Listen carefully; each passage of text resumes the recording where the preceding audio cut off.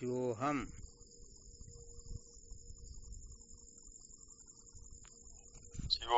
शिवोहम श्री चरणों में साक्षात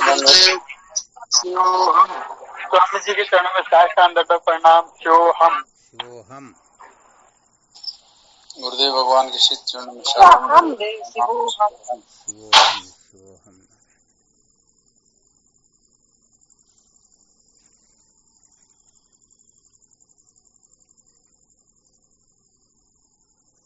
क्या विषय चल रहा था अपना?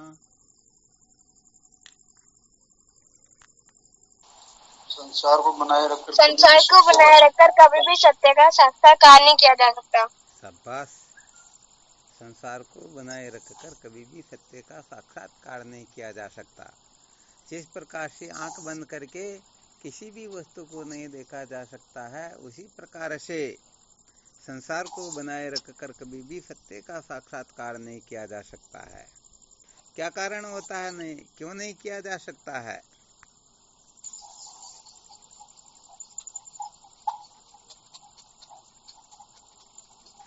अरे संसार को देख लेने पर फिर वह अंधा हो जाता है एक प्रकार से, क्योंकि वह संसारी उसको सत्य प्रिय रमणीय लगने लग जाता है। और जो अंधे होते हैं उनको फिर कोई वस्तु दिखाई देती नहीं है। यहाँ पर नेत्र किसको कहते हैं? विवेक को कहते हैं। विवेक रूपी ज्ञान। हाँ, नहीं, विवेक रूपी नेत्र। जिनके विवेक रूपी नेत्र फूटे हुए हो, बताओ वह यथार्थ को समझ सकते हैं? कभी नहीं समझ सकते ना। तो जीवन के अंतर्गत विवेक रूपी नेत्रों की सबसे अधिक आवश्यकता होती है। और बाकी कुछ हो या ना हो, परंतु जिनके पास में विवेक रूपी नेत्र होते हैं, वह सचमुच में ऐसा समझना चाहिए उसके लिए फिर कुछ असंभव है ही नहीं। असंभव शब्द जो है उसकी डिक्शनरी से ही गायब हो जाता है। अर्थात ठीक ठीक विवेक हो तो संसार की कैसी भी उलझन हो, परिस्थिति हो, विकट से विकट स्थिति क्यों न उत्पन्न हो गए हो, फिर भी वह उस समय तेरे का परिचय देते हुए कुछ न कुछ रास्ता निकाल ही लेता है। और जो सचमुच में विवेक रूपी नेत्रों से अंधे हो रहे हो, उनको सचमुच में कुछ दिखाई देता ही नहीं। विचार करके देखो तो संसार को परमात्मा और परमात्मा को संसार समझ करके पागल हो रहे हैं, सचमुच में विवेक रूपी नेत्रों से हीन है या नहीं है? बिल्कुल हीन है। हाँ, बिल्कुल हीन है, सत्य बात है।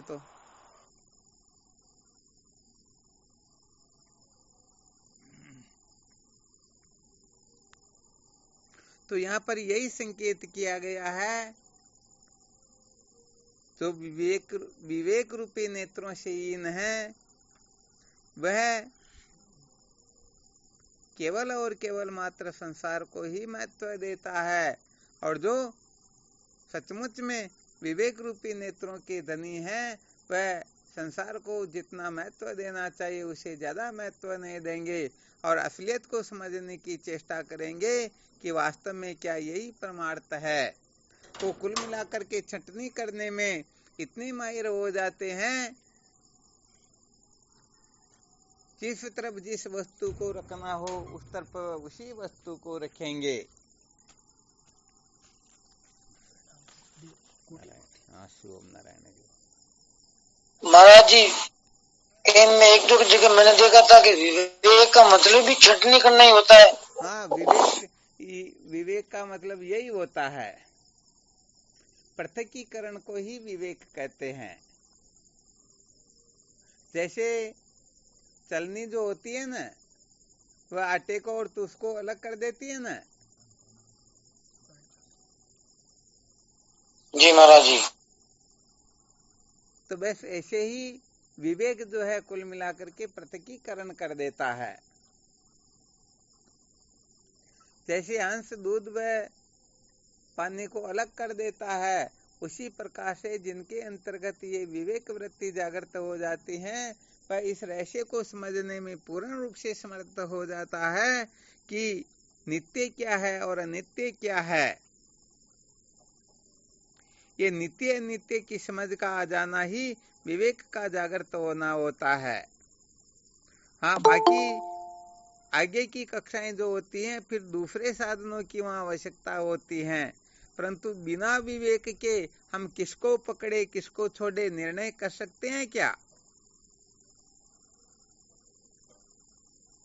जी नहीं, ये सही रास्ता पकड़ा देता है। हाँ, गेहूं और कंकर को अलग कर लेने का नाम विवेक है, परंतु कंकर को फेंक देना इसे वैराग्य कहते हैं और गेहूं को प्राप्त कर लेना इसे मुमुक्षुता कहते हैं।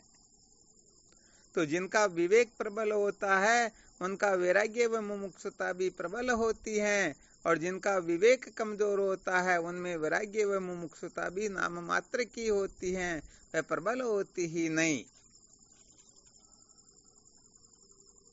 आवाज आ रही है ना?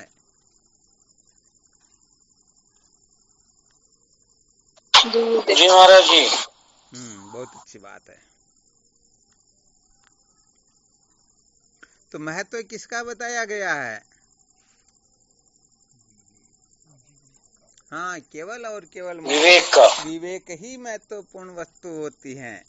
इसीलिए विवेक को समस्त साधनों का मूल साधन बताया गया है।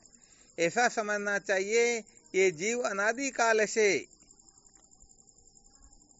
सत्य को जानने के लिए कुछ न कुछ करता ही आ रहा है, चाहे कर्म, उपासना, योग, ध्यान, समाधि, जप तप, तीर्थ व्रत, पूजा पाठ, भगवत भक्ति आदि अनेक साधन करते ही आ रहा ना।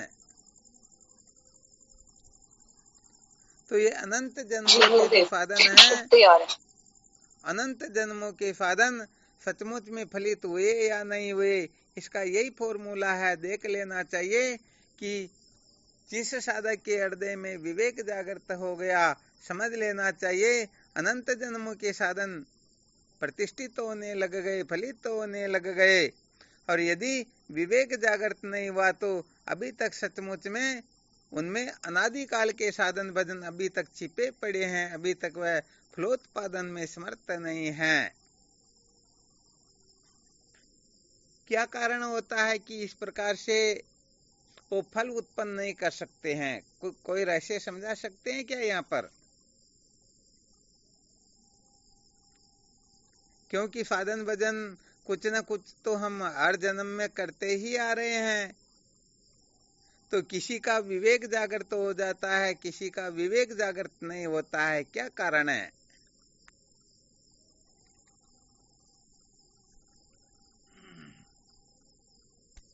कौन बताएंगे?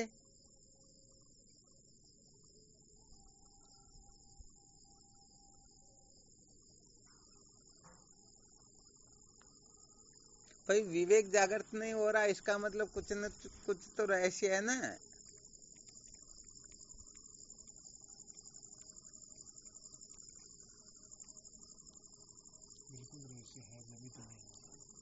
गुरुदेव, उनके व्रत उपासना इनके द्वारा ईश्वर प्रसन्न नहीं हुए तो विवेक जागृत नहीं हुआ।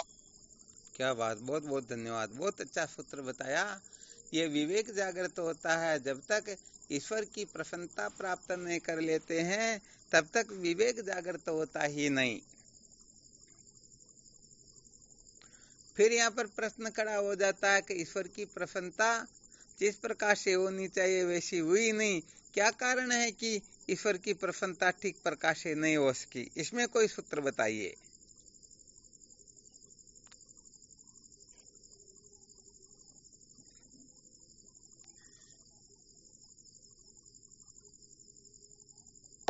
ईश्वर को प्रसन्न करने के लिए तो महाराज जी अपनी क्रिया चेष्टा ईश्वर के अनुसार ही होनी चाहिए, तब ईश्वर प्रसन्न होता है। बहुत बहुत धन्यवाद। ये आपने जो बताया ये भी मार्मिक बात बताई गई, और वह पहले जो बताई गई ना वह भी मार्मिक बात है। मूल प्रश्न यह था कि अनादिकाल से हम साधन भजन सारे के सारे करते आ रहे हैं, परंतु विवेक जागृत क्यों नहीं हुआ? क्योंकि कुछ न कुछ कारण होगा, तभी विवेक जागृत नहीं हुआ। तो यहाँ पर बताया गया है कि ईश्वर की प्रसन्नता न होने से विवेक जागृत नहीं हुआ। फिर यहाँ पर प्रश्न खड़ा हुआ कि ईश्वर की प्रसन्नता क्यों नहीं हुई, तो फिर रामदीन जी महासाहब ने जो उत्तर बताया बिल्कुल सटीक बताया है कि ईश्वर की, वापस बोलिए रामदीन जी महासाहब, क्या बताया?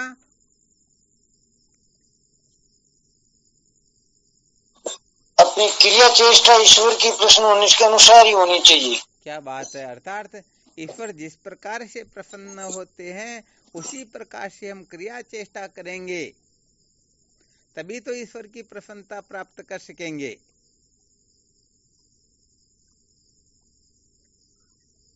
वरना नहीं कर सकेंगे न।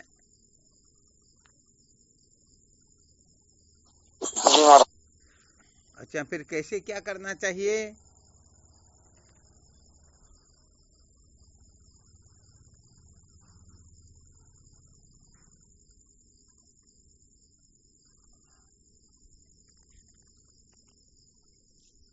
क्या गड़बड़ रह रही इस जगह पर? मन तो भगवान भक्ति कर रहे, बिन भक्ति विवेक नहीं होवे।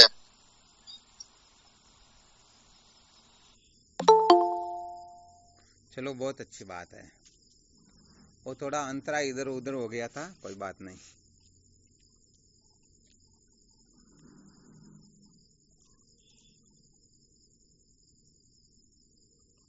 और कौन बोलेंगे?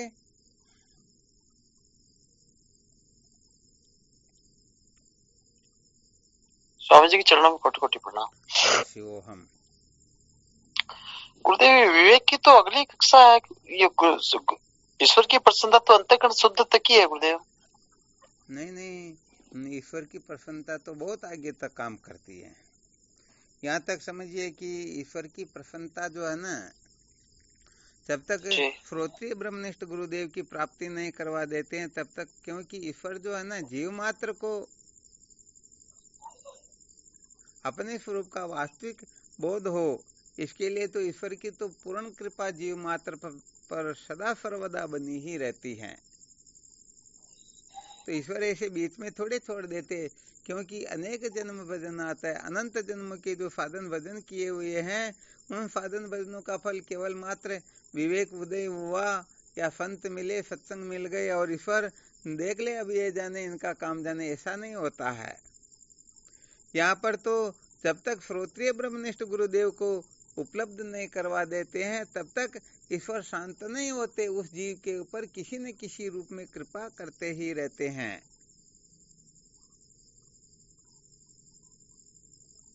ऐसा समझो वह ईश्वर गुरुदेव आ गया गए। क्या आया? हाँ, मन तो भगवान भक्ति करना, मन तो भगवत भक्ति करना, बिन भक्ति विवेक नहीं जावे, ले सतगुरु का शरणा। चलो, बहुत अच्छी बात है, ठीक है। तो करुणलाल जी महासाहब, आवाज आ रही है ना? आ रही। तो यहाँ पर क्या होता है कि स्वयं ईश्वर ही गुरुदेव का रूप धारण करके अपने सम्मुख प्रकट होते हैं, इसलिए बीच में छोड़ने का काम होता ही नहीं। वैसे देखा जाए तो वेदांत में दो प्रकार के प्रस्थान होते हैं, एक भामती प्रस्थान होता है, एक विवरण प्रस्थान होता है। तो भामती प्रस्थान के अनुसार आप जो कह रहे हैं ना, ऐसे यही होता है, अपने कर्मों का फल अपने को दे दिया, अब तुम जानो और तुम्हारा काम जाने। परंतु विवरण प्रस्थान के अनुसार ऐसा ही नहीं है। जब तक सत्य बात तो ये होती है कि जब तक ये जीव सचमुच में मुक्त नहीं हो जाता है, पूर्ण रूप से कृतार्थ नहीं हो जाता है, तब तक किसी न किसी रूप में ईश्वर की कृपा काम करती ही रहती है। और वैसे देखा जाए तो गुरुदेव के रूप में स्वयं ईश्वर ही प्रतिष्ठित है ना।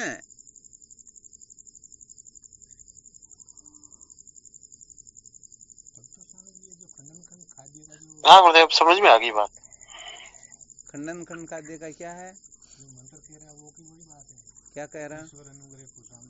हाँ, ईश्वरानुग्रह दे पुषाम अद्वैत वासना महाप्रीतिना द्वित्रिनाम उपजायते। ईश्वर के परम अनुग्रह से जीवों के हृदय में अद्वैत तत्व को जानने की जिज्ञासा जागृत होती है। ये बड़े बड़े भयों से रक्षा करती है, परंतु होती है सृष्टि में 2 या 3 व्यक्ति को ही। तो यहाँ पर क्या है कि जब तक गुरुदेव साक्षात ब्रह्म है ये निश्चय न हो जाए, तब तक कहने का मतलब हमारे ऊपर ईश्वर की जैसी कृपा होनी चाहिए वैसी हो नहीं रही है। इसलिए अपने को ईश्वर की कृपा को नकारना नहीं है।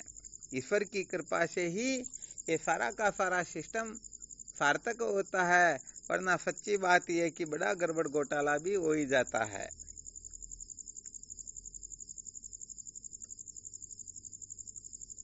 इसीलिए यहाँ पर ये थोड़ा विवेचन किया जा रहा है कि भाई ईश्वर की कृपा कैसे प्राप्त होती, उसको भी तो समझ लेना चाहिए ना।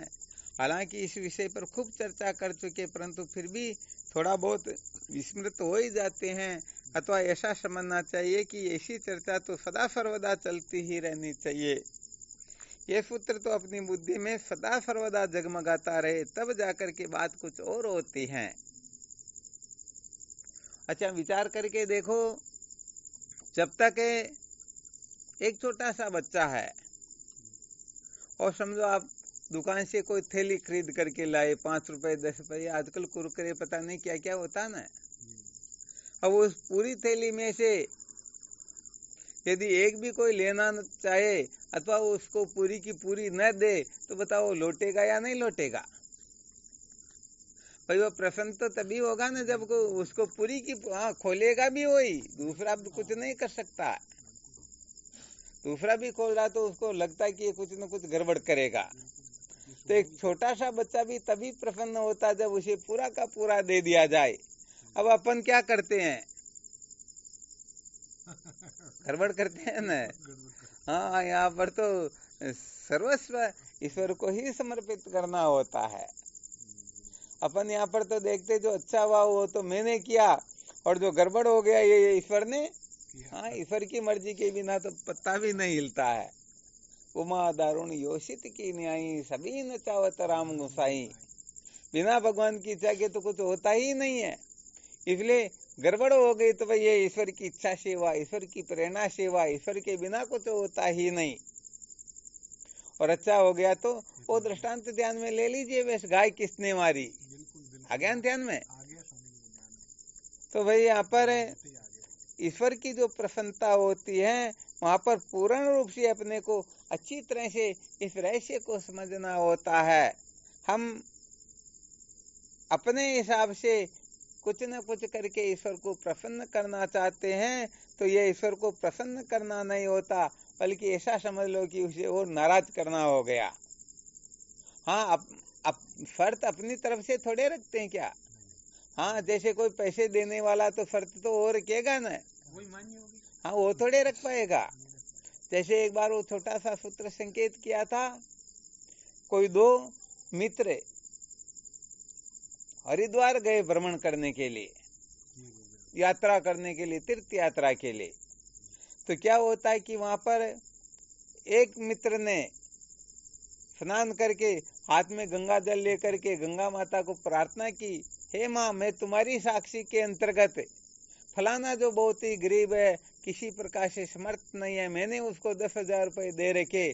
माँ, मैं तुम्हारे सामने संकल्प करता हूँ कि उनके वो 10,000 रुपए मैं क्षमा करता हूँ, अब मैं उसे लूंगा नहीं। तो दूसरे ने देखा ये तो बहुत अच्छा सूत्र है, इसमें कौन सी बड़ी बात। तो वह भी जल लेकर के संकल्प कर लेता है, हे माँ, मैं फलाने व्यक्ति से 10,000 रुपए लेकर के आया हूँ, अब मैं तुम्हारे सामने संकल्प करता हूँ कि उनको 10,000 रुपए दूंगा नहीं। अब दोनों संकल्प करके गांव चले गए। तो जिसने 10,000 रुपए त्यागने का संकल्प किया, तो जिसको दे रखा था वह दौड़ करके आया और कहने लगा, अरे हमको पता चला आप हरिद्वार की तरफ तीर्थ यात्रा पर जा रहे हो, तो मैंने जैसे तैसे करके आपके पैसों की व्यवस्था की, आप तो चले गए, बड़ा दुख हुआ कि बिना पैसे काम कैसे चलेगा। कोई बात नहीं, अब आप पधार गए तो ये पैसे आपके, आप संभालो। तो कहता भाई मैंने तो संकल्प कर लिया, अब ले जाओ, अब मेरे को पैसों की कोई जरूरत ही नहीं है। ये आपस में चर्चा कर ही रहे थे, इतने में वो आ गया। कौन? जिनको हाँ, जिन्होंने 10,000 रुपए उसको दे रखा, तो आकर के कहने लगता, अरे तेरे को शर्म नहीं आती, पता नहीं कहाँ कहाँ भगता फिर रहा, मैंने तुझे 10,000 रुपए दे, मैं बड़ा परेशान हूँ, मेरी तेरे को परवाह नहीं और तू मजे लेते फिर रहा। तो ये कहता, भाई मैंने तो तुम्हारे 10,000 रुपए संकल्प कर दिए गंगा जी में, तब जूते लगेंगे या नहीं लगेंगे? तो ऐसे कहने का मतलब, हाँ, ऐसे काम चलता नहीं है। शर्त रखना चाहे तो ये शर्त काम करती नहीं है।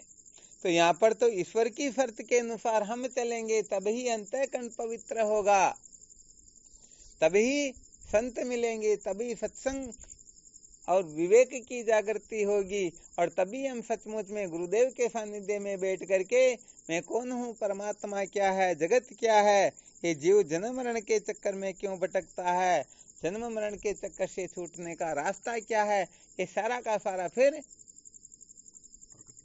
आ गया समझ में। तो भाई यहाँ पर सबसे पहली बात तो यह है कि हम शर्त रखते हैं, और वो शर्त ही सबसे बड़ा बंधन का कारण हो जाती है। यहाँ पर तो कहने का मतलब 1% भी गड़बड़ करे, जैसे कोई कह दे कि मैं 99% तो समझो आपकी आज्ञा का पालन करेंगे, परंतु 1% तो बिल्कुल नहीं करेंगे, चाहे नरक में क्यों न जाना पड़े। तो यहाँ पर सबसे बड़ी बात यही हुई, 99% न करो तो कोई दिक्कत की बात नहीं, परंतु 1% तो करनी ही होगी। 99% भले माफ हो जाएगी, परंतु 1% होने वाली नहीं। तो यहाँ पर ईश्वर ऐसे थोड़ी काम चलता क्या। हाँ, ईश्वर की प्रसन्नता के लिए अपनी तरफ से जो शर्त रखी जाती यही मूर्खता हो जाती है। तो अनादिकाल से ये जीव पता नहीं क्या का क्या करता आ रहा, फिर भी ईश्वर की प्रसन्नता हुई नहीं। मूल प्रश्न यही था ना। हाँ, तो इसके ऊपर थोड़ा बोल के देखो, पता लगे कि वास्तव में बात क्या है। हम अनादिकाल से करते आ रहे, जिनका अंतःकरण शुद्ध हो गया उनके अनुसार हमने भी किया, जैसा वो करे, जितना करे उतना किया, या समझो उससे भी ज्यादा कर लिया, परंतु वह अंतःकरण की शुद्धि को उपलब्ध होकर के ब्रह्म विचार की ओर प्रवृत्त हो गए, और हम उनसे ज्यादा कर रखा, परंतु फिर भी अभी तक पता नहीं कहीं पर भटका ही खा रहे हैं। क्या कारण हो सकता है, थोड़ा विशेष विचार करके बताना, कहाँ पर गड़बड़ हुई।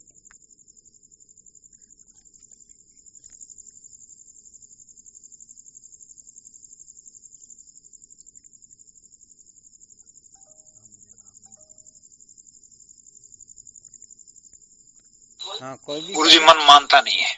क्या हुआ?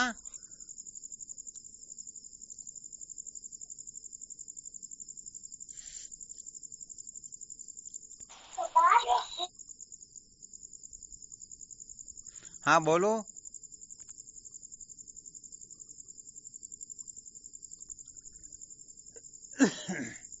कोई नहीं। हाँ, यहाँ पर कुछ विलक्षण सूत्र भी निकल सकते हैं, इसलिए सोचा इस विषय पर भी थोड़ा विचार विनिमय कर ही लें। हम सब कुछ कर रहे हैं, परंतु फिर भी ईश्वर की प्रसन्नता नहीं हुई। यहाँ ये तो अच्छी तरह से समझ लेना कि ईश्वर में विषमता का दोष है ही नहीं। जैसे अपने को कोई एक प्रिय लगता है तो दूसरा अप्रिय लगता है, ऐसे ईश्वर की दृष्टि में कुछ होता ही नहीं। क्या कारण हुआ कि चित्त शुद्ध नहीं हो, उसका तत्व की जिज्ञासा जागृत नहीं हुई, विवेकादि साधन प्रकट हुए ही नहीं।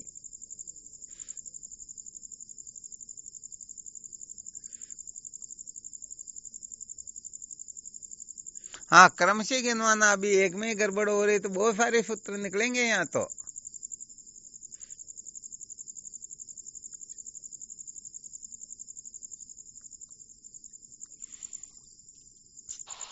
कोट को बटन में गुरुजी गलत जुड़ो जितना कहीं करो वो तो फिर वो सेट कौन हुआ ना। हाँ, बिल्कुल 100% सत्य वचन।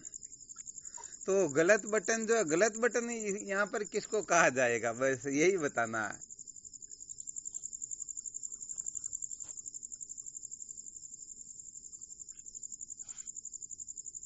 हाँ जी, अभी तो जब तक हम अंतर्मुखी नहीं होंगे जब तक ये चीज होगी नहीं ना। हम अंतर्मुखी बहिर्मुख होगी जब तक तो होगा नहीं। हम अंतर्मुखी होंगे तो इससे ईश्वर प्रसन्न होंगे, है ना।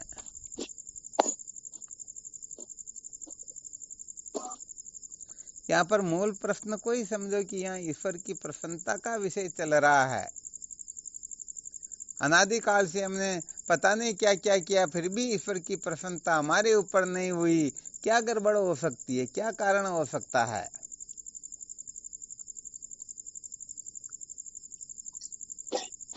हम सम्यक प्रकार के ईश्वर के समर्पण हुए नहीं महाराज जी। समर्पण तो ये थोड़ा आगे की कक्षा में रहेगा, भक्ति की कक्षा में होगा ये तो। अभी तो जैसे समझो कोई LKG से शुरू कर रहा है। गुरुदेव, विधि और विधान के अनुसार हम कार्य करेंगे तभी ईश्वर की आज्ञा का पालन होगा। ईश्वर की आज्ञा का पालन करने से ही ईश्वर प्रसन्न होते हैं। क्या बात है, बहुत बहुत धन्यवाद। वास्तव में यही फॉर्मूला बताना था कि हम विधि विधान के सहित नहीं करते। यही कारण होता है कि हम अनादिकाल से पता नहीं कुछ का कुछ करते आ रहे हैं, फिर भी हम ईश्वर की प्रसन्नता से बहुत बहुत बहुत दूर है। वह विधि विधान क्या, बस इसी के बारे में अपने को विचार प्रकट करना है।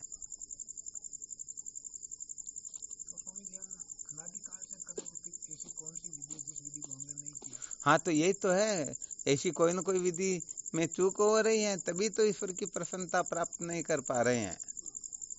और ईश्वर की प्रसन्नता के बिना तो ये संभव भी नहीं होता है। कौन बताएंगे?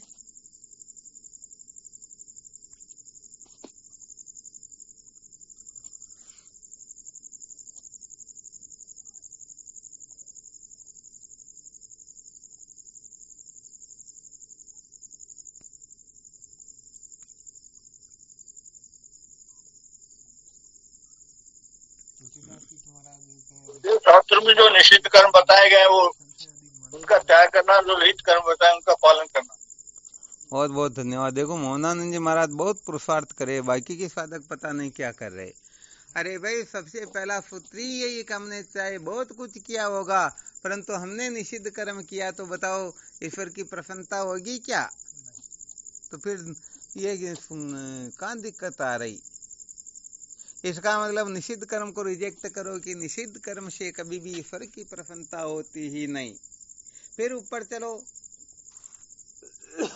तो यहाँ पर यही सूत्र निकलेगा कि विहित कर्मों को, विहित कर्म का मतलब होता है वेद विहित क्रिया का नाम। हमारे धर्मशास्त्र जिस कर्म को करने के लिए आदेश निर्देश देते हैं, संकेत करते हैं, उन कर्मों को करने से ईश्वर की प्रसन्नता होती है। तो यहाँ पर निषिद्ध कर्म का त्याग करके यदि कोई विहित कर्म करता है तो निश्चित रूप से समझ जाना चाहिए कि ईश्वर की प्रसन्नता हो ही। फिर भी विचार करो, विहित कर्म करते हुए भी ईश्वर की प्रसन्नता नहीं हो रही है, इसका मतलब यह है कि हम विहित कर्म तो कर रहे हैं परंतु सकाम भावना से कर रहे हैं। किस भावना से? हाँ, ये थोड़ा विशेष होता है, क्योंकि जो साधक होगा वह निषिद्ध तो नहीं करेगा, परंतु यदि भावना सकाम हो गई, सकाम का मतलब कर तो रहे हैं परंतु बदले में ईश्वर से चाहते हैं, हे भगवान मेरे घर में फलानी फलानी चीजों की कमी मत आने देना, तो ईश्वर तो सब सुनते न। तो वो जो कुछ भी पुण्य कर्म कर रहे हैं, सारा का सारा पुण्य कर्म किसमें लग जाता है? हाँ, यदि वो धन चाहिए तो उसे धन दे देते हैं, पत्नी चाहिए तो पत्नी दे देते हैं, पुत्र चाहिए पुत्र दे देते हैं, बंगला चाहिए बंगला दे देते हैं, नौकरी चाहिए तो नौकरी दे देते हैं, क्योंकि जो चाहेगा वही तो ईश्वर देंगे। अब कोई कह दे हमको तो नहीं दे रहे, तो भाई तुम्हारे लिए जितना पुण्य आवश्यक होना चाहिए उतना पुण्य तुम्हारे पास में है नहीं। अब तुम 2 रुपए तो लेके जाओ और दुकानदार को कहो भाई मुझे तो 5 मीटर कपड़ा दे दो अथवा 1 तोला सोना दे दो, तो संभव होता है क्या? हाँ, बिल्कुल सत्य बात है, ये हो ही नहीं सकता। तो यहाँ पर फिर गलत हो जाएगा ना। हाँ, इस बात को बहुत अच्छी तरह से समझना है। महाराज जी, विहित कर्म और निष्काम कर्मों में कितना सा अंतर है? अरे बहुत अंतर है। यहाँ पर विहित कर्म जो है ये अनिंदित कर्म जो होते हैं ना, उनको ही विहित कर्म कहते हैं। और इन अनिंदित कर्मों को फल की इच्छा से करेंगे, वह काम कर्म हो गया। और फल की इच्छा का त्याग करके, अर्थात इन कर्मों का फल हम ईश्वर को समर्पित करेंगे पूरा का पूरा। अभी बच्चे का दृष्टांत दिया ना, उसे पूरा का पूरा दे देंगे तब तो वह प्रसन्न होगा, वरना होने वाला। तो यहाँ पर हम जागृत अवस्था में जो कुछ भी क्रिया चेष्टा करते हैं, समस्त क्रिया चेष्टा का जितना भी फल बनता है, वो चाहे कैसा भी क्यों न हो, सारा का सारा फल जब हम ईश्वर को समर्पित कर देते हैं। एक बार शायद वो दृष्टांत सुनाया था, किसी राजा के यहाँ पर, राजा समझो, सेठ समझो, कोई भी समझ लो, जिनके यहाँ पर समझो 1000 मजदूर काम करने के लिए जाते हैं, जिनमें से एक मजदूर ऐसा है जो ड्यूटी 9 बजे शुरू होती, वह 8 बजे ही चला जाता है। ड्यूटी 5 बजे पूरी हो जाती है, वह 6 बजे तक काम करता है और तनख्वाह के टाइम पर गायब हो जाता। यदि उसे कहा जाए तो मुझे कुछ चाहिए ही नहीं। और बाकी के 999 जो मजदूर है, वो टाइम तो है 9 बजे का, 10 बजे आने की कोशिश करते हैं, 5 बजे छूटने का, 4 बजे छोड़ देते हैं। और तनख्वाह जो होती है 1 महीने की 15,000 बन रही, तो 16,000 लेने की कोशिश करेंगे, परंतु 1 पैसा भी कम नहीं लेना चाहेगा। तो बताओ, राजा की कृपा, राजा की प्रसन्नता किसके ऊपर होगी? एक के ऊपर, उस एक के ऊपर ही होगी ना। तो भाई यहाँ पर हम जो कुछ भी शुभ कर्म करते हैं, समस्त कर्मों का फल ईश्वर को समर्पित कर दे। यहाँ पर विशेष रूप से ध्यान रखना, ईश्वर के जो हम समर्पित कर रहे हैं ना, जैसे बैंक में जमा कराते तो वापस मिलेगा, इसी प्रकार से करवाते हैं ना। तो यहाँ पर ईश्वर को इसीलिए समर्पित कर रहे हैं कि भगवान, मेरा दिमाग इतना काम नहीं करता है कि इसका कितना फल मांगना चाहिए, कितना फल होना चाहिए, ये मैं कुछ नहीं समझता हूँ। इसलिए ये मैं आपको समर्पित करता हूँ, आपको निवेदित कर देता हूँ। अब इसके बदले में आपको क्या करना क्या नहीं करना, ये आप जानो और आपका काम जाने। क्योंकि अपने पास में यदि इतना विवेक होता, इतनी बुद्धि होती, इतनी समझ होती, तो हम अनादिकाल से कभी के मुक्त हो गए होते ना। तो अपना खोपड़ा काम नहीं करता, दिमाग काम नहीं करता है, इसलिए उन कर्मों का फल ईश्वर को समर्पित कर देना चाहिए। अर्थात यहाँ पर संकेत ये किया जा रहा है कि ईश्वर को जो समर्पित किया जाता है, जैसे अपने घर पर मेहमान आते हैं तो उनको अच्छे से अच्छा खिलाने की कोशिश करते हैं, तो ऐसे सूखे टुकड़े डाल देते हैं। अच्छा खिलाएंगे तो ईश्वर को कहा जा रहा है। तो यहाँ पर तात्पर्य यह है कि हम जो कुछ भी करेंगे श्रेष्ठ से श्रेष्ठ करेंगे। ऐसा थोड़े जो चोरी अन्याय करेंगे और उनका फल भगवान को समर्पित कर देंगे।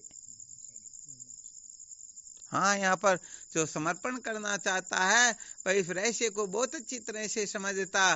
भले अपन सूखे टुकड़े खा लेंगे, परंतु मेहमान को तो अच्छे से अच्छा खिलाना है। तो यहाँ पर तो मेहमानों के सबके बापों के बाप है, साक्षात ईश्वर हैं।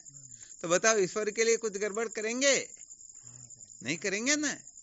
तो बस बात यहाँ पर हो जाती है कि ईश्वर के लिए वह श्रेष्ठ से श्रेष्ठ करता है, और श्रेष्ठ से श्रेष्ठ करके बदले में कुछ न चाहे। ये कितनी विशेष बात है। तो बताओ, भगवान उनके ऊपर कृपा नहीं करेंगे क्या? हाँ, क्या बात करते हो। संसार के अंतर्गत भी जैसे कोई बहुत बड़ा शत्रु क्यों न हो, वो कितना भी बुरा क्यों न हो, कितना भी क्यों नहीं मार रहा हो, परंतु उनके चरणों में गिर जाए तो हाँ 5-15 दे देंगे, परंतु आखिर में दया तो आ जाएगी ना।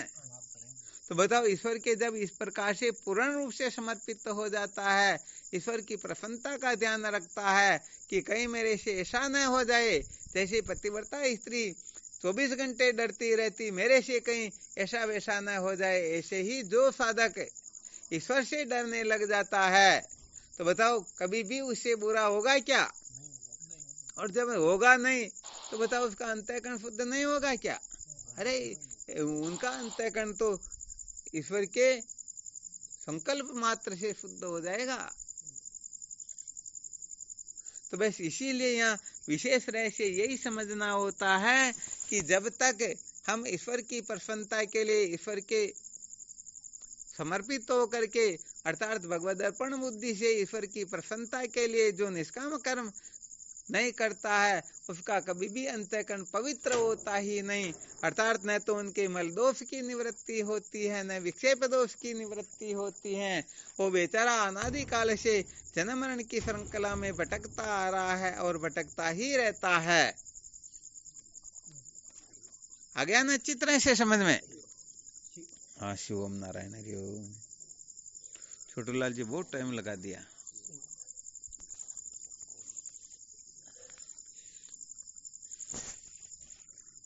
तो भाई यहाँ पर विशेष सूत्र यह निकला कि अंतःकरण की जो शुद्धि होती है ईश्वर की प्रसन्नता से ही होती है और इसमें कोई दूसरा तीसरा रास्ता होता ही नहीं। जो ईश्वर को जितना अधिक प्रसन्न करने में सक्षम होगा, समझो निश्चित रूप से ईश्वर उनके ऊपर उसी अनुपात में कृपा कर देंगे। अब यहाँ पर यह अवश्य होता है कि हम सचमुच में ईश्वर को प्रसन्न करना चाहते हैं या नहीं। तो यहाँ पर फिर देखो बात ऐसी होती है कि कड़वा भी पीना पड़े तो फिर पीना पड़ता, कष्ट भी उठाना पड़े तो फिर भी उठाना पड़ता है। तो ईश्वर के संविधान को देख लो, हमारे शास्त्रों को पढ़ करके देख लो, संत महापुरुषों से मिल करके देख लो, किस प्रकार से हमारा जीवन हो, किस प्रकार से हमारी रहनी हो, किस प्रकार से हमें सारा का सारा व्यवहार करना है। ये सारी की सारी प्रक्रिया जब ठीक प्रकार से समझ लेते हैं तब सचमुच में वह ईश्वर की कृपा प्राप्त करने का अधिकारी हो जाता है। हाँ, पहले बहुत बार सुनाया जा चुका है कि ईश्वर की कृपा यदि कोई प्राप्त कर लेता है तो वह अंतःकरण के मल विक्षेप दोष को मिटाने में समर्थ हो जाता है। जो संत महापुरुषों की कृपा प्राप्त करने में समर्थ हो जाते हैं तो वह तत्व के जिज्ञासु हो जाते हैं, और जो इस गुरुदेव की कृपा प्राप्त करने में पूर्ण रूप से समर्थ हो जाते हैं वो सदा सदा के लिए जन्म मरण के चक्कर से मुक्त हो जाते हैं। हाँ, इनमें किसी को संशय करना ही नहीं चाहिए। तो यहाँ पर ईश्वर की प्रसन्नता से हमें करना है। तो देख लो, हम जागने से लेकर के सोने तक, जन्म से लेकर के मृत्यु तक जो कुछ भी कर रहे हैं, विचार करके देख लेना सचमुच में ईश्वर की कृपा, ईश्वर की प्रसन्नता के अनुसार हम कर रहे हैं या नहीं कर रहे हैं। विचार करके देख लेना भाई, हम वास्तव में कर रहे हैं या नहीं कर रहे हैं।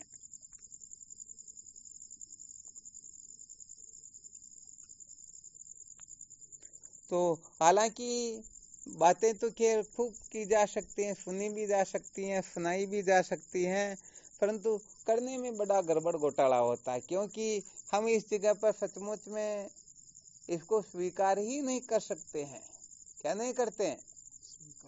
हाँ, स्वीकार ही नहीं करते, क्योंकि अपनी वासना से प्रतिकूल हो ना, उसको कोई स्वीकार नहीं करेगा।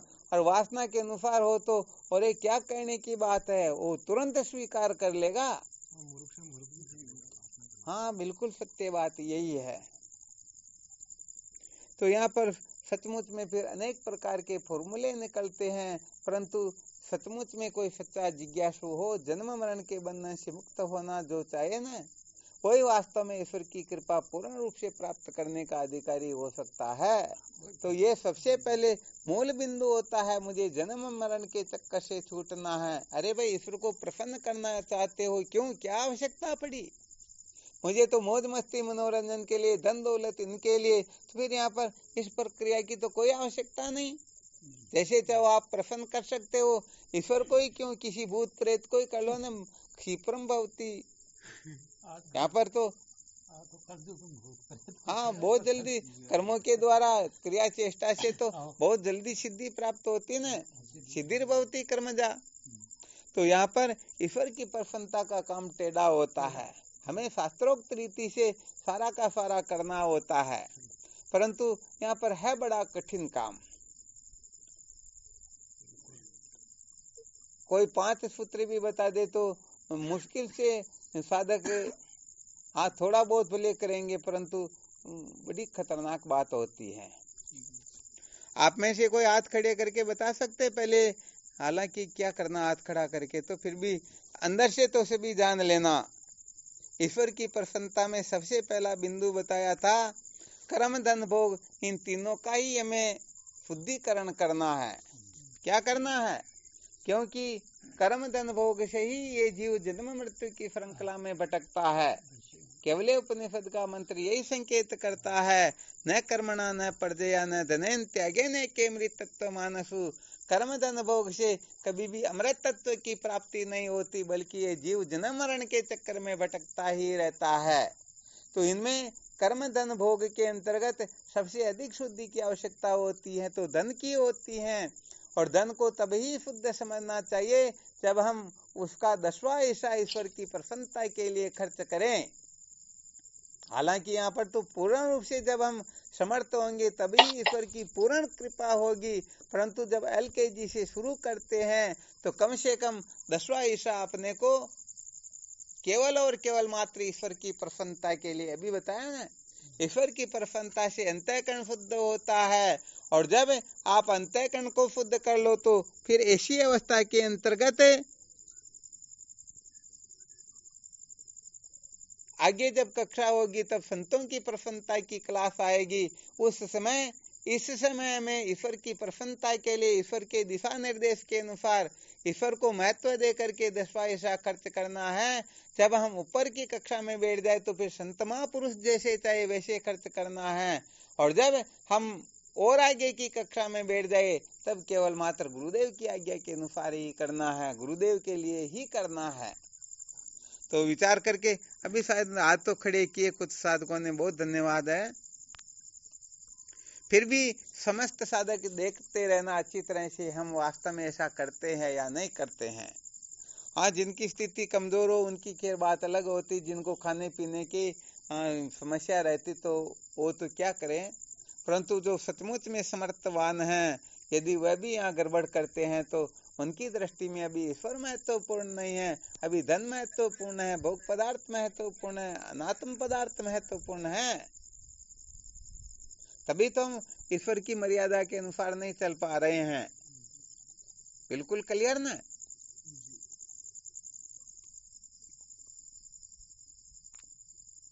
तो हालांकि ऐसी बात नहीं, बहुत सारे साधक तो ध्यान में हैं, वो विधि पूर्वक चल रहे हैं, परंतु फिर भी कहने का मतलब जो साधक यहाँ पर डरपोक होते हैं तो क्योंकि कारण यही बताया जा रहा है कि ईश्वर की सचमुच में प्रसन्नता पूर्ण रूप से हो क्यों नहीं रही, पहले यही प्रश्न उठाया ना। वरना सभी जानते, काफी समय से चर्चाएं चल रही, 3 वर्ष से यही चर्चाएं चलती रहती हैं। तो उस साधक ने जो किया हमने भी उसे कम नहीं किया, फिर भी वह तो अविद्या के बंधन से मुक्त हो गया और हमारा अंतःकरण भी पवित्र नहीं हुआ। क्या कारण है कि हमने शास्त्रोक्त रीति से सब कुछ किया, परंतु यहाँ पर आकर के गड़बड़ कर दिया। अभी तो इसमें और भी ऐसे ऐसे विलक्षण कारण निकलेंगे जिससे पता चलेगा कि भले हम इस प्रकार से कर रहे हैं, उस प्रकार से कर रहे हैं, फिर भी फायदा नहीं हो रहा। इसका मूल रहस्य ये होता है।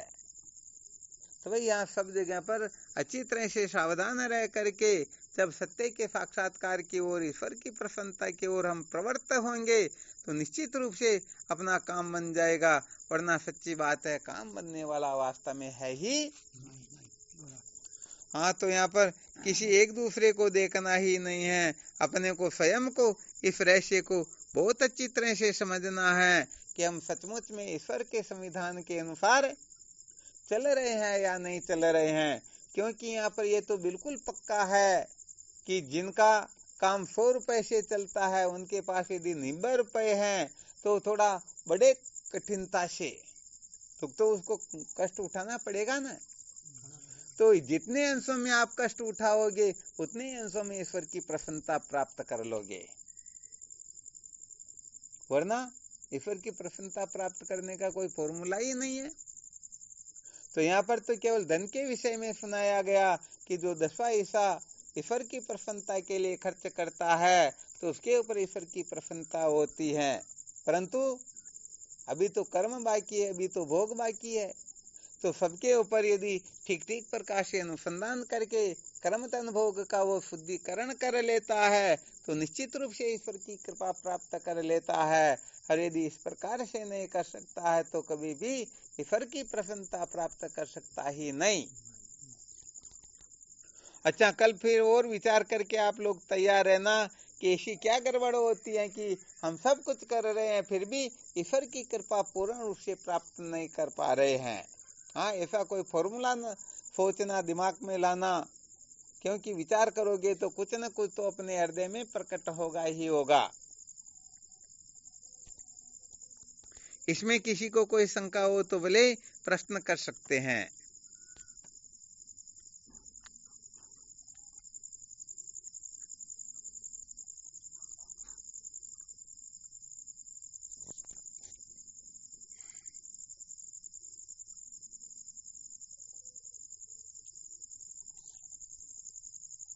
कुल मिलाकर के जैसे रास्ते रास्ते चलते हैं तो शहर आ जाता है और रास्ते को छोड़ देते तो जंगल आता है जिसमें भयंकर शेर आदि अथवा कोई डाकू आदि मिलते, वो इनको निपटा ही देते हैं।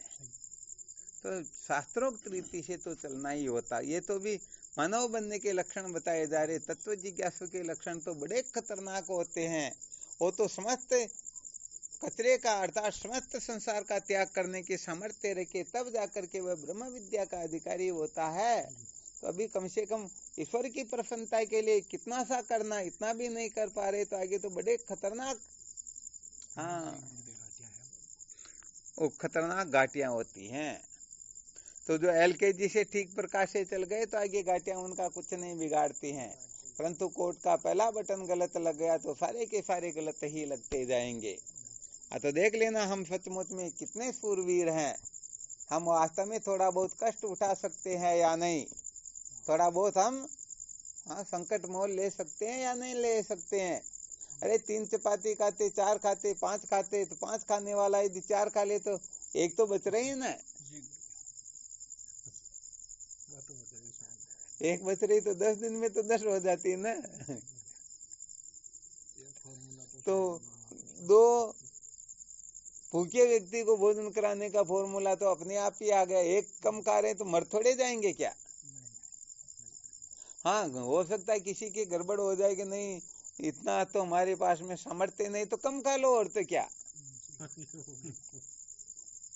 एक दिन बिना सब्जी के खा लो, और क्या। एक दिन बस में मत बैठो, ऐसे ही घूमते घूमते निकल जाओ ना। कुछ खर्चा मौज मस्ती का, शौक का खर्चा कुछ कम कर लो, क्या फर्क पड़ रहा। परंतु इधर कम नहीं होगा। हाँ, क्या। अरे कहाँ तक बताए, बड़ी बड़ी होटलों में जाके लोग लाखों रुपए का चट कर जाते भोजन है, परंतु धर्म के लिए यदि उनको कह दे तो उनकी नानी याद आने लग जाती है। तो यहाँ पर सच्ची बात यही है कि मानवता के जो लक्षण होते हैं उन लक्षणों से तो अपने को युक्त करना ही होता है। और यहाँ पर ऐसा मत समझ लेना कि ये फ्री फोकट में काम हो जाएगा। तो बड़े बड़े कष्ट दुख संकट उठाने होते हैं तब जाके ईश्वर की प्रसन्नता होती है। एक डॉक्टर के सामने भी कितना गिड़गिड़ाए तब डॉक्टर देखता है, अरे भाई चलो इनके ऊपर अपने को दया करनी है। पैसे लेने के लिए किसी के पास जाना तो कितना वो उनके पास में आराम में। ऐसे हर क्लास के अंतर्गत पता नहीं कितने उनके चरणों में गिर करके आता दौड़ी करते और रोते, अनुनय विनय करते, पता नहीं क्या क्या करते, तब जाकर के वो देखते चलो भाई थोड़ा इनके लिए कुछ करे। ये तो ईश्वर से सब फ्री फोकट में चाहते और अपन भले किसी को कुछ भी नहीं दे। तो ये तो प्रत्यक्ष बात है कि हम जितना देंगे उतना ही अपने को प्राप्त होगा। तो थोड़ी सी कृपा से कोई अंतःकरण थोड़े शुद्ध होता, तत्व जिज्ञासा थोड़े जागृत होती है, ज्ञान की निवृत्ति थोड़ी होती। तो जो सचमुच में ज्ञान के बंधन से मुक्त होना चाहता ना, उसकी बात कुछ और होती है। और जिनको मुक्त नहीं होना हो तो उनके लिए तो ऐसी कोई बात ही नहीं है। उनको तो मौज मस्ती मनोरंजन करना करते ही रहेंगे। तो भाई अच्छी तरह से इस रहस्य को समझ लेना, जब तक संत महापुरुषों का सानिध्य प्राप्त नहीं हो जाता है तब तक ईश्वर कृपा की अत्यंत आवश्यकता होती है। और जब तक श्रोत्रिय ब्रह्मनिष्ठ गुरुदेव की प्राप्ति नहीं होती है तब तक संतों की ईश्वर की कृपा की अत्यंत अत्यंत अत्यंत आवश्यकता होती है। और श्रोत्रिय ब्रह्मनिष्ठ गुरुदेव की प्राप्ति हो गई तो फिर संत व ईश्वर उनसे अलग है ही। तो सारा का सारा रहस्य बहुत अच्छी तरह से समझ करके जो साधक आत्मचिंतन करेगा, अपने जीवन के चरम परम और अंतिम लक्ष्य की ओर दृष्टि रखेगा, तो सचमुच में उसे मरते समय रोते हुए नहीं मरना होगा, बल्कि वो हंसते हुए जाएगा, वरना ये सारा का सारा यहीं पर रहने वाला है। वास्तव में कोई किसी को न देता है न लेता है। ये तो कुल मिला करके क्या होता, ईंट पत्थर को जोड़ करके मकान बना दिया। वैज्ञानिक कहते हमने आविष्कार कर लिया। अरे कहाँ किया, ये सारी वस्तुएं तो ज्यों की त्यों है ना। दो वस्तुओं को जोड़ के काम कर दिया तो क्या पत्थर पहले नहीं थे क्या? ऐसी कौन सी चीज जो पहले विद्यमान नहीं थी? तो भाई यहाँ पर तो ईश्वर के राज्य में सब कुछ प्राप्त है ही है। केवल दो चार वस्तुओं को जोड़ करके, दो को जोड़ के कोई तीसरी वस्तु बना लो। हाइड्रोजन ऑक्सीजन को जोड़ करके जल बना लिया, ये तीसरी वस्तु हो गई। तो वास्तव में उत्पत्ति किसी की होती ही नहीं। ये तो कुल मिलाकर के भ्रम होता है। इसलिए जो सच्चा साधक होता है ना, वो बिल्कुल गड़बड़ नहीं करता है। उसे पता है कि मुझे सत्य का साक्षात्कार करना है, तो निश्चित रूप से यहाँ गड़बड़ नहीं करेगा। बच्चे को एडमिशन करवाने के लिए जाते तो स्कूल के नियम मर्यादा से सब काम होता है या नहीं होता? नहीं, यहाँ तो लाख रुपए की फीस में तो 5,000 रुपए दूंगा, तो भाई कर दो और क्या, बच्चे को ले जाओ घर और 5,000 वाले स्कूल में भर्ती करवा देना और क्या। तो मोक्ष तो चाहते हैं, आश्चर्य मोक्ष काम से मोक्षा देवी विषि का चाहते हैं मोक्ष। मोक्ष कहते छुटकारे को, और छुटकारे के नाम से ही डरते। अरे हम तो बर्बाद हो जाएंगे, हम तो कंगाल हो जाएंगे, हमको तो लूट लेंगे। किसको गरज पड़ी भाई तुमको लूटे? तुम्हारे को आवश्यक हो तो इस प्रकार से करो, नहीं हो तो जन्मों मरो, क्या फर्क पड़ता। अनादिकाल से जन्मते मरते आ रहे, और जन्म मरण के चक्कर में और पड़ जाना, क्या फर्क पड़ता। इसलिए भाई अपनी अक्ल होशियारी 1% भी काम नहीं करती है। सचमुच में काम तो वही करेगी जो शास्त्रोक्त हो। तो कुल मिलाकर के ऐसे किसी विशेष सूत्र को हम जिस कक्षा के हैं, हालांकि प्रत्येक कक्षा के सूत्र प्रतिदिन सुनाए जाते हैं, जो साधक जिस कक्षा का हो वह उसी सूत्र को पकड़ करके अपने जीवन में पूर्ण रूप से प्रतिष्ठित कर ले। बस मुझे आज से, अभी से, इसी समय से मैं मेरे जीवन को इस प्रकार का बनाऊंगा, तब तो समझो जीवन में कुछ चोट लगी, जीवन में कुछ किया। वरना तो अरे ये सत्संग चलते हुए 3 साल हो गया, ऐसे भले पूरे जन्म पर चलते रहे, परंतु धारण नहीं करेंगे तो फायदा होगा क्या? नहीं होगा कुछ नहीं। इसलिए वास्तव में देखा जाए तो वाह, चलो बहुत बहुत धन्यवाद। चिंतन मनन करते रहना। एक सूत्र और विशेष बताना था कि ईश्वर की कृपा क्यों नहीं प्राप्त हो पाती। देखो समय रात फिर कल विचार करेंगे इसी विषय के पर। ठीक, शिवोहम। प्रणाम गुरुदेव, प्रणाम। शिवोहम। शिवोहम। प्रणाम स्वामी जी। साष्टांग दंडवत प्रणाम। शिवोहम। प्रणाम गुरुदेव। शिवोहम। शिवोहम। स्वामी जी के चरणों में साष्टांग प्रणाम। शिवोहम।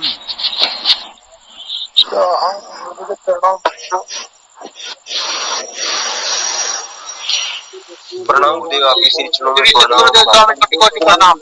हाँ, शिवोहम। प्रणाम। शिवोहम। शिवोहम गुरुदेव, शिवोहम।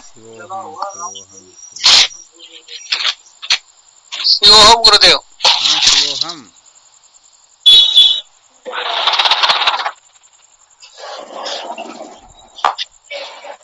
प्रणाम गुरुदेव। शिवोहम। शिवोहम। प्रणाम गुरुजी। शिवोहम। शिवोहम। स्वामी जी चरणों में साष्टांग दंडवत प्रणाम। शिवोहम। हाँ, शिवोहम। प्रणाम गुरुदेव। प्रणाम स्वामी। हाँ, शिवोहम। प्रणाम स्वामी जी, आपकी श्री चरणों में कोटि कोटि प्रणाम। शिवोहम।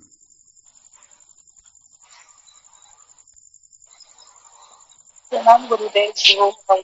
शिवोहम।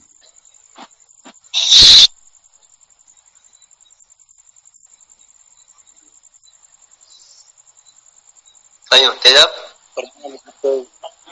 शिवोहम। शिवोहम।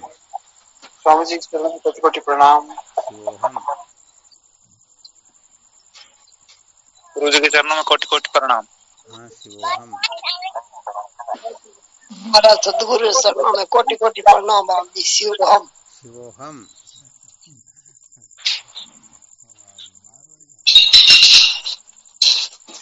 कैलकुलेटर वगैरह को नहीं है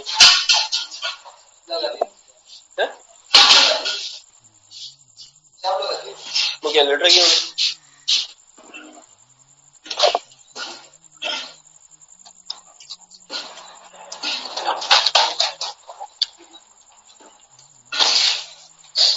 कोटि कोटि प्रणाम सालों के आपके श्री चरणों में।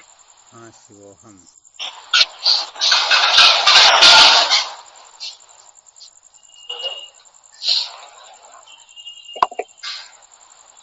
चलो ठीक।